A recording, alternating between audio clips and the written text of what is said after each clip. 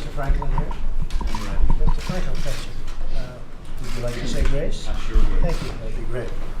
Heavenly Father, we thank you for this time. We pray today for your wisdom, for your answers, for your help in the time of crisis. We are in crisis in this nation.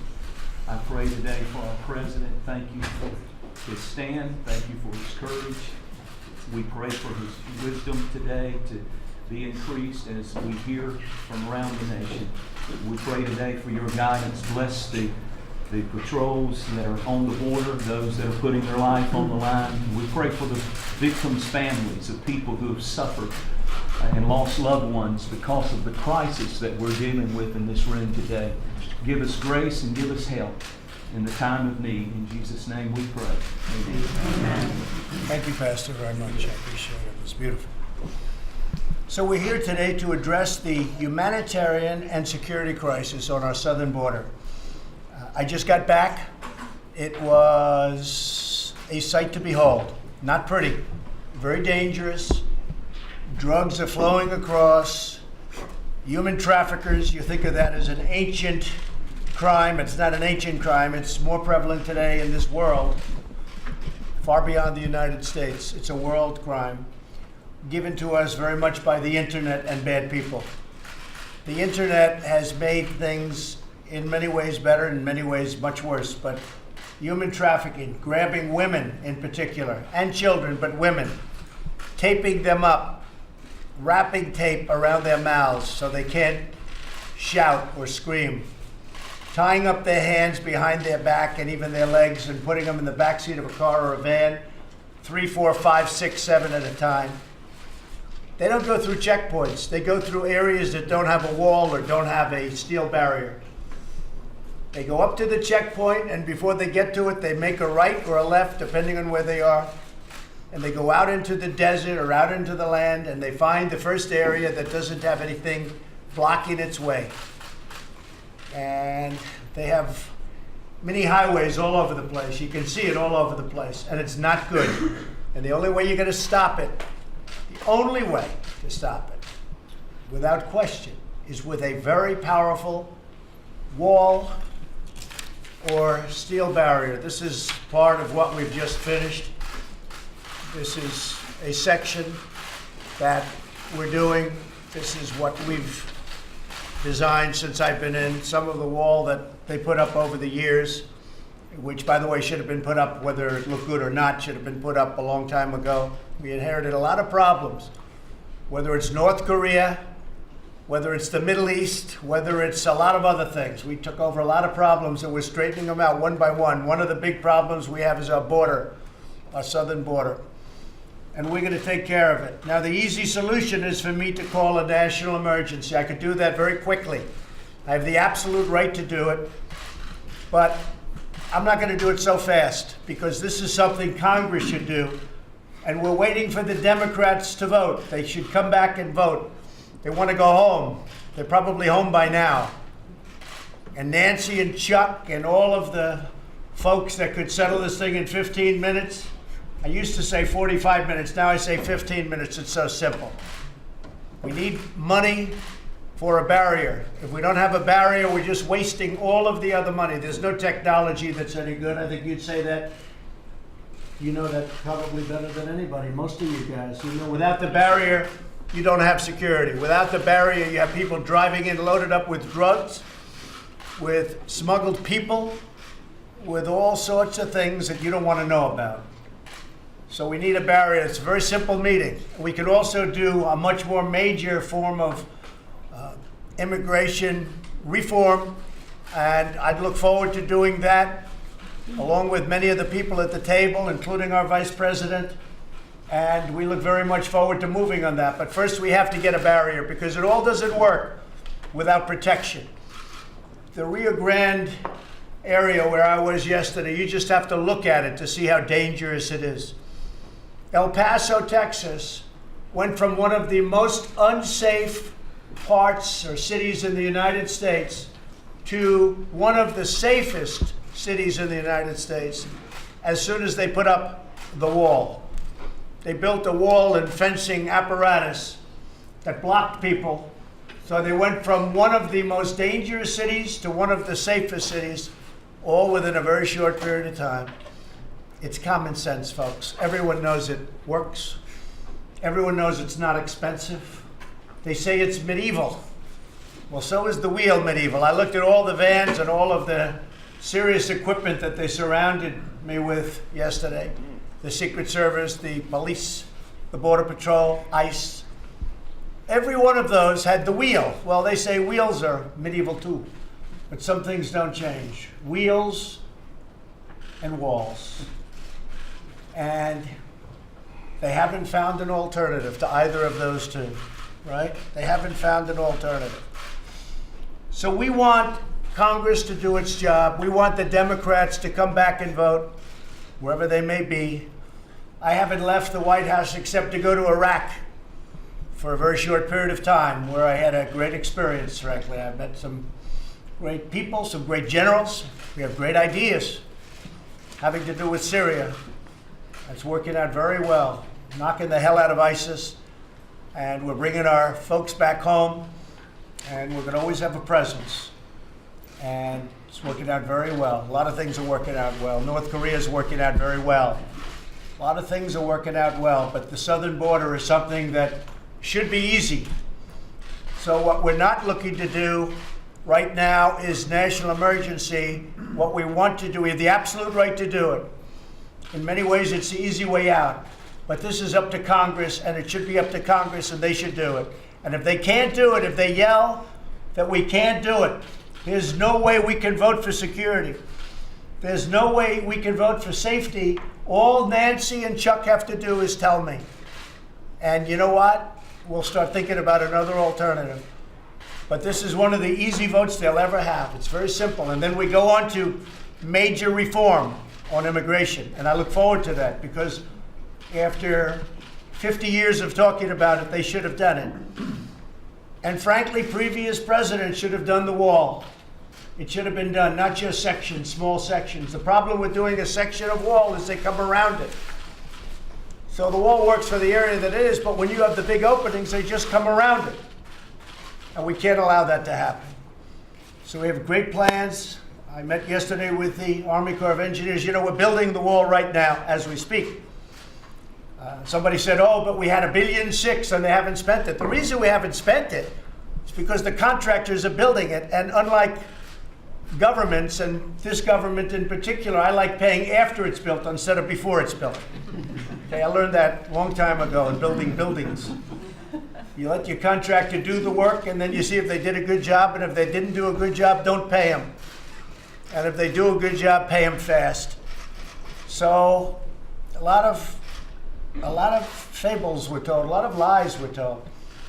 So we're building wall as we speak. We've done a lot of renovation. Some of the renovation, we had no choice. We had to rip it down and build new wall. You'll see that in San Diego and some other areas, where we actually went to a new wall because it was almost better and cheaper in some ways than trying to renovate old garbage that wasn't going to work.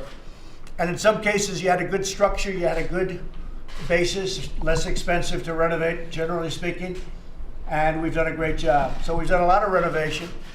We've done new wall, and we're building the new wall as we speak. And the money that they say we didn't spend has been spent, but it hasn't been paid. There's a big difference.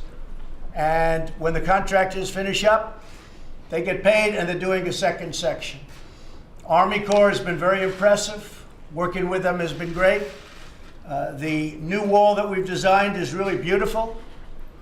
It's visual, you can see through it, which you have to be able to do. I mean, I'd like to have a concrete wall in one way, but in another way it wouldn't be very effective because you can't see to the other side.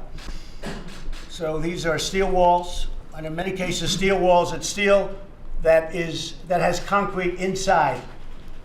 It's pumped into the steel. It's hollow and it's pumped into the steel, so it's sort of a combination of both, which is not a bad combination. So I just want to thank the people at this table, some very special people, some great friends of mine. And what I thought I'd do is just go down to my left, and maybe I'll have 3 or 4 of you say a few words to the press, and then we could all start talking about what we'll be talking about, okay? And Bunny, you've been a friend of mine for a long time, right from the beginning, and I appreciate it. And maybe I'll start with you, and we'll go over to AJ. Thank you. Thank you, Mr. President. I'm the Sheriff of Chester County, Pennsylvania. Thank you for inviting us here today. Chester County is located, as you know, just southwest of Philadelphia, an area you're familiar with. We're known as a healthy, wealthy, and wise county and the home of QVC. That's right. I like to tell you that because I want to let you know what a wonderful county it is at 500,000 people. And I want to share with you a very short story of a young boy named Ben who took a trip one night from Chester County into the city of Philadelphia, where he acquired heroin laced with fentanyl. Mm-hmm. He brought that back to Chester County, and within an hour he was dead. I spoke to his father yesterday and told him I would be seeing you today. And I asked his father if there was anything he wanted me to share. He gave me a wonderful story. I've given it to Kellyanne. Kellyanne, you have the story, the family story. But I just want to read you the last line of the letter he sent to you, Mr. President, relating to his son, Ben. His body was exposed to a heroin substance, new on the scene, laced with fentanyl 100 times the strength of morphine, which stopped his heart and breath, robbing us of our only beautiful boy. Drugs that came over our unprotected southern border, and by the way, the DEA did trace this directly to a cartel over the Mexican border. Drugs that came over our unprotected southern border, wreaking havoc on the lives of hundreds of thousands of lives and millions of loved ones. We need to do something about this. Please, Mr. President, build the wall. Thank you. Let's please say hello. Okay. Thank you very much. Appreciate it. AJ, Sheriff. Mr. President, from the men and women of law enforcement at the federal, state, and local level, we thank you for standing tall for us. Let me address the word manufacturer that we keep hearing. Very demeaning to law enforcement because there's not one agent, any agency in this country that is not affected by manufacturing. Manufacturing, I mean by the metric ton of methamphetamine, heroin, cocaine, and marijuana that each agency in our nation has to fight every single day. And it is extremely distressing to law enforcement to have to listen to the rhetoric about manufactured crisis when we, for 10 years, over a decade, have been fighting this religiously every day that affects every law enforcement agency in the United States on a constant basis. So again, sir, thank you for your position on this and standing tall for us. Thank you, Sheriff. I appreciate it. On Wednesday, you probably heard a very young person with a great life ahead was stabbed, viciously, violently killed by an MS-13 gang member who entered our country recently through the southern border. He had a friend with him. They both came in together. Here, just for a short while, killed somebody. That wouldn't be the first. We have them locked up in pretty tough conditions. It's a disgrace. Came through the southern border. Please, say a few words. Mr. President Trump, I'm Pastor Pasquale from the International Church of Las Vegas. Thank you for having me today. Thank you for everything you're doing for America. Thank you. I would like to share something about human trafficking, the crisis we're having. As you know, we're connected to California, Las Vegas, Nevada is next door. Many of the girls that are being brought across the border through San Diego area are end up in Las Vegas. And what happens there is that, they're illegal immigrants, families that are coming in, and we're having the parents are coming to the churches and asking us if we could help them find their daughters because their daughters have been kidnapped into, human trafficking. And they said, I had asked them, did you call the police department? Yes, we did. So I connect with the police department. Police are connecting us back. We're working together, and we're able to get these young ladies back. But the problem is that we're having it happen more and more and more and more than ever before. And what happens with the parents, they're afraid to call law enforcement to come and help. So they come to the churches first. They feel they're going to get deported. So we're there as a safe place for them to come, but then we connect them with the police department and do educate the Hispanic communities that the police is not going to arrest them for something that's happening on human trafficking. So, sir, we need your help. And So you are seeing human trafficking, especially with respect to young women, Yes. more now than ever before. yes, young women, yes. Pretty sad. Pretty sad. Thank you very much, Pastor. Appreciate it. Please. Mr. President, thank you for letting me be here. John Jones, Chief of the Intelligence Counterterrorism Division with the Texas Department of Public Safety. Great reputation, John.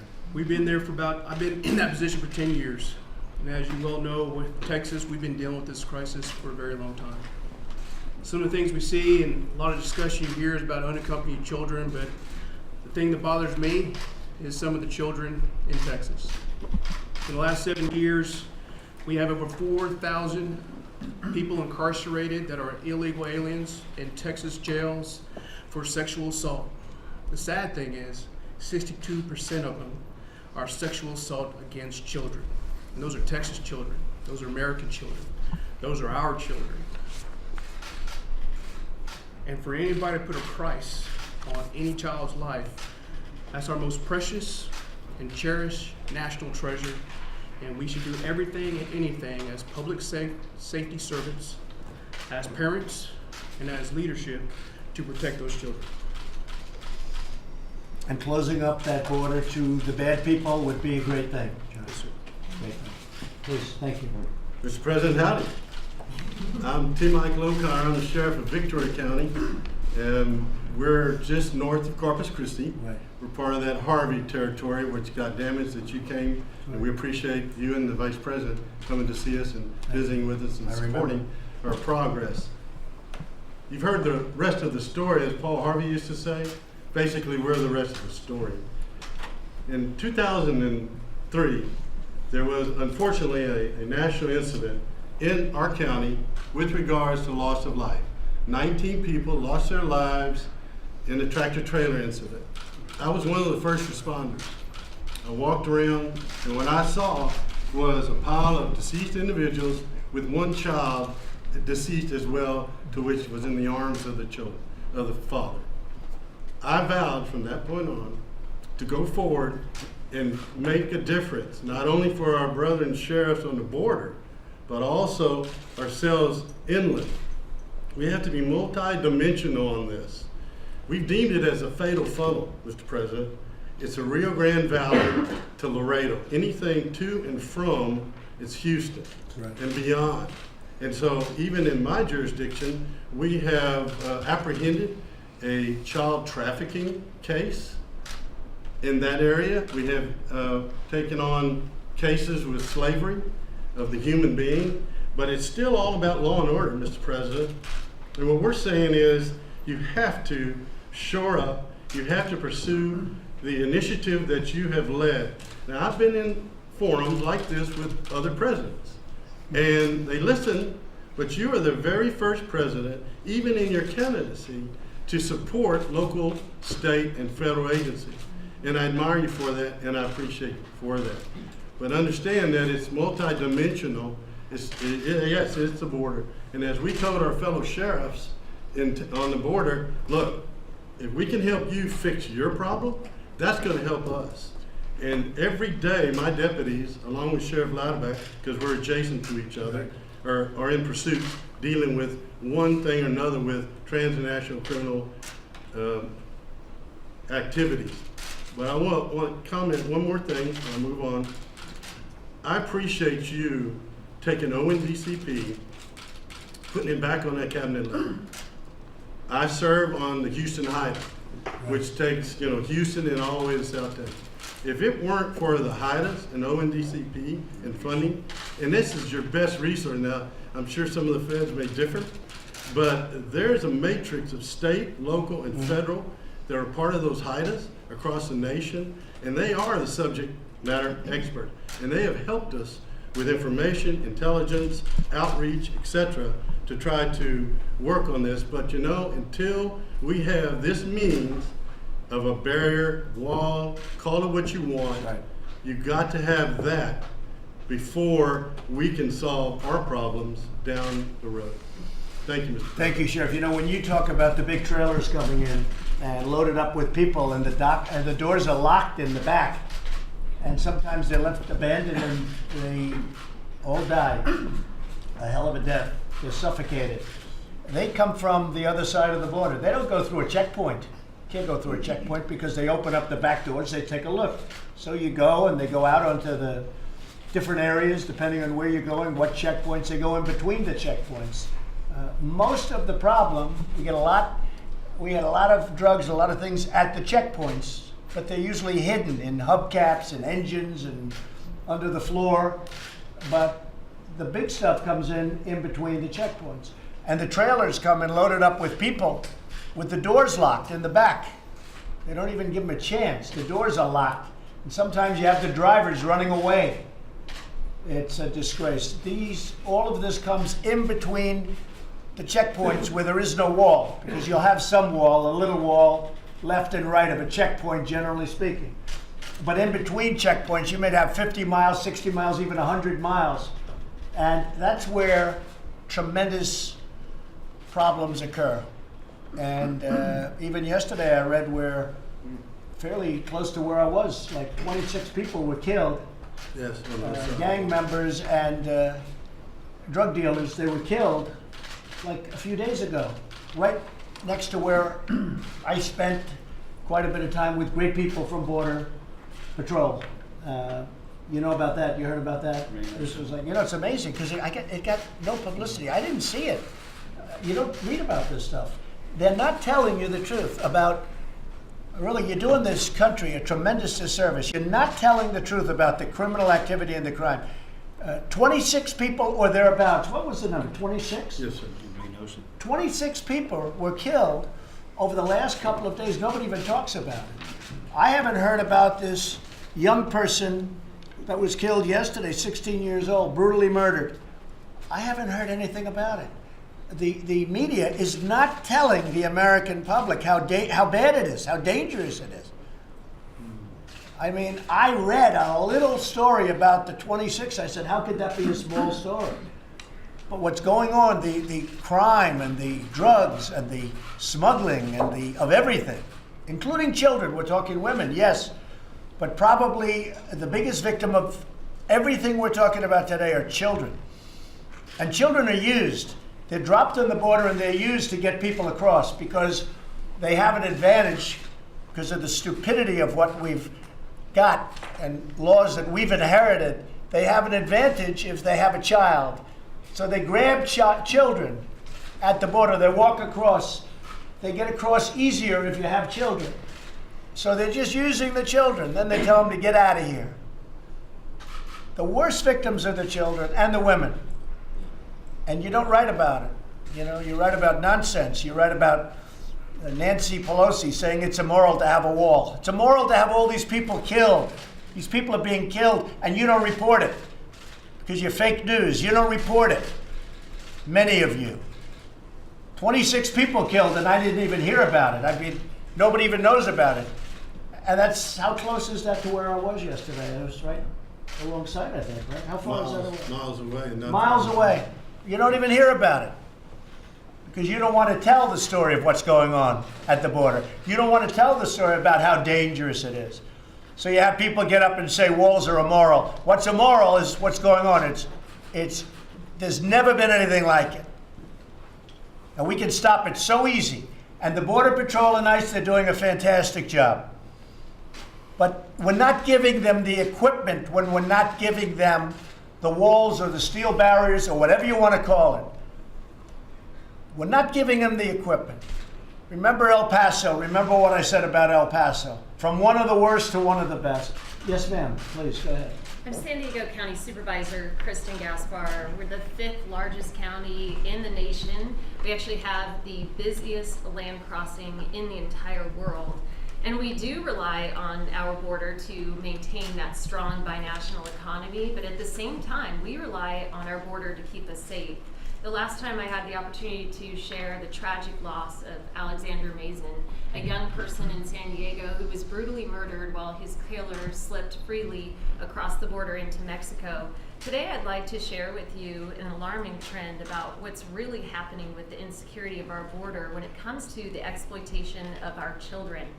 There's an alarming trend in San Diego that our young teens in San Diego schools are being actively recruited by violent drug cartels. They're being pack mules for these drug cartels, smuggling heroin, cocaine, and fentanyl across the border. It's become such an alarming trend that they're being recruited over social media, they're being recruited over gaming consoles, they're being recruited in traditional safe spaces like our schools and our libraries and our parks. Last year, 527 San Diegans lost their lives. They overdosed because of these drugs that are pouring across our border. In addition, San Diego is America's finest city, but America's finest city is now home to the second largest human trafficking industry in the country. Our children are being sexually exploited because of the insecurity at our border. San Diego, this evil industry, raked in close to $1 billion last year. There are 12,000 human trafficking victims and survivors in San Diego County alone. The average age, 16 years old. 16 years old. A third of this trafficked population are the very immigrants who have come to the United States to make for a better life. Now, 2,200 miles from Washington, D.C., representatives like me are held accountable by these families and these victims each and every day while a standoff continues here. And so I challenge our congressional members to meet with these families, to meet with these victims, to look them in the eye and tell them that this is not a crisis.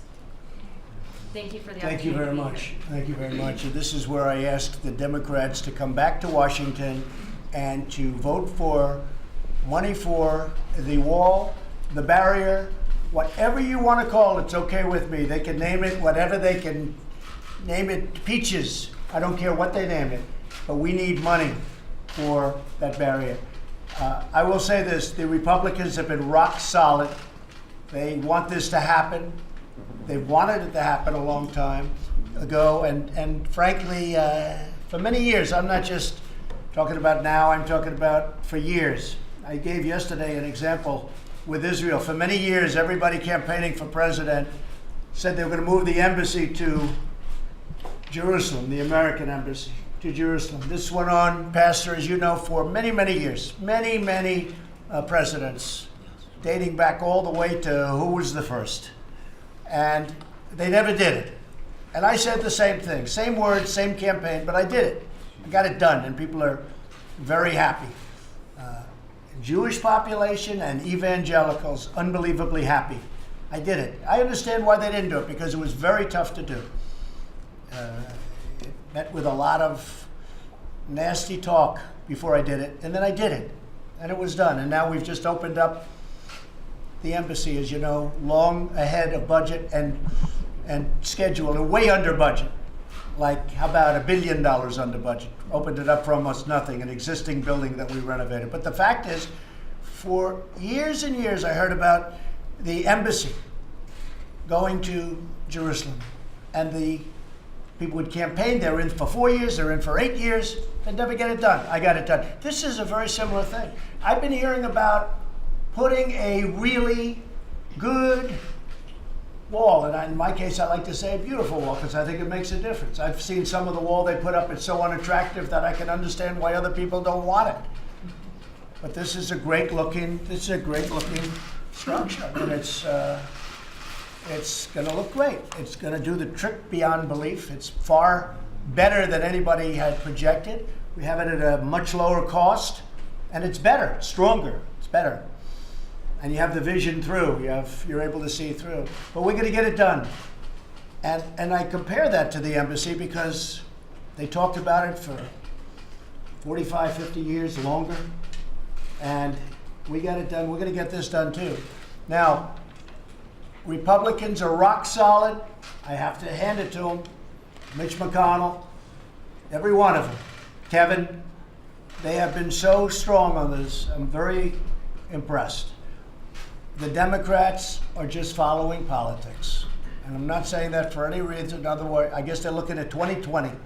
They think, gee, if we can hurt Trump, we'll have a better chance at winning an election. This isn't about winning an election. This is very simply, very simply about doing what's right for the country. And we have to do what's right for the country. This is common sense. This is not sending rockets to the moon. This is common sense. We have to have this. The country has to have it. They've been talking about it for 35 years. And they do little pieces, a little piece here, a little piece there, put a piece where we need it. The people just go around it. We have to have it. It's got to get done. It's going to get done now. Congress has to do its duty. And the Democrats have to help us. They have to come back to Washington, and they have to vote for border security. They have to vote for safety. It's national security, too. They have to come back and they have to vote. It'll take us 15 minutes, and then we're going to get on to much bigger immigration reform, because we should do that. We should do that. I want to thank everybody for being here. We're going to have now the rest of the meeting.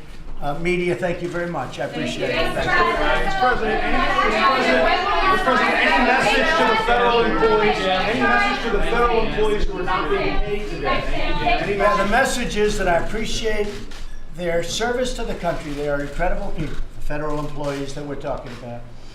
But many of them agree with what I'm saying and what the people in this room who are experts are saying. They don't want to see people killed because we can't do a simple border structure.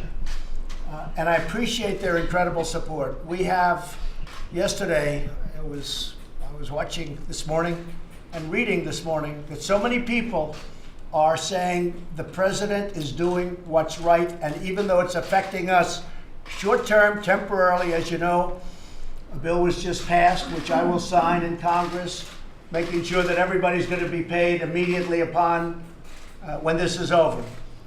But I just really appreciate the fact that they have handled it so incredibly well. And many of them agree with what we're doing.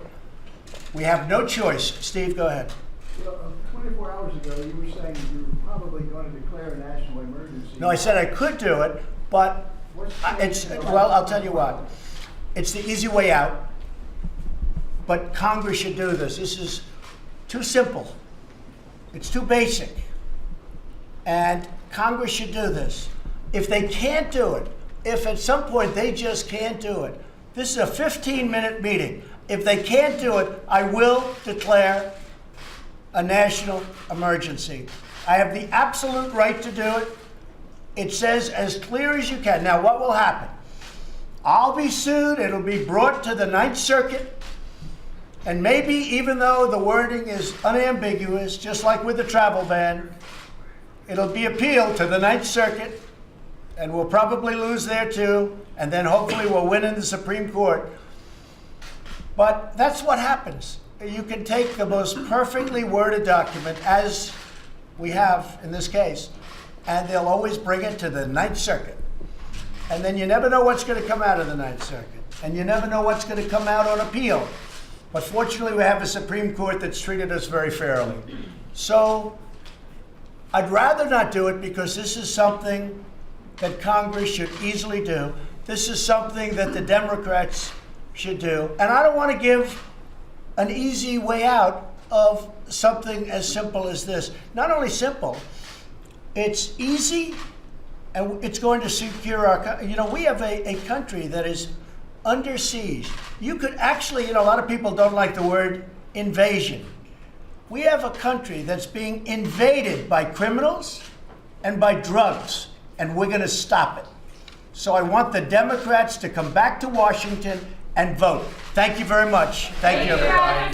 Thank you. Thank you. Thank you very much, everybody. Thanks, everybody. You don't have anything to say about these accusations that are Thank you very much. Good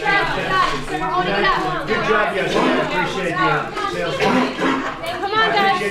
Hey, guys. You're blocking my door. I need you to move I know. That's because we had a wall. Jim, thank you. Actually, there are portions that didn't have a wall. Hey, guys, we're Some done. people are dumb. Come on. Thank you. Good promotion for us.